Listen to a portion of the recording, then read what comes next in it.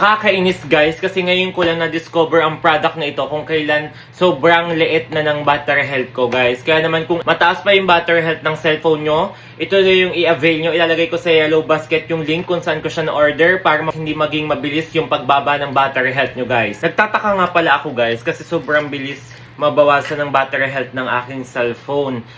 Ay mali naman pala yung nabili kong adapter. Peke. Kaya naman pala, ang bilis na babawasan ng battery health niya. Buti na lang nakita ko to sa TikTok at umorder agad ako nitong USAMS. Ang 30 watts guys. 30 watts nga pala ito ang adapter. At hindi pa, dual port nga pala siya. Pwedeng USB-A at USB-C. Buti na lang dumating na siya ngayon. Pwedeng dalawa yung i-charge nyo.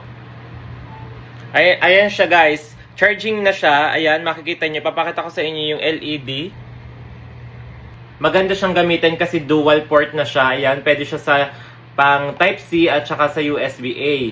Pwede yung dalawa yung i-charge nyo sa isang adapter. Kaya naman kung ayaw mo agad masira yung cellphones nyo, anong gagawin nyo? Place your order now. Nandito sa yellow basket kung saan ko siya na-order. At hindi na ako ngayon mangangamba na mabilis bumaba yung aking battery health. Kaya naman, ayan, thank you sa product na ito kasi na-discover kita.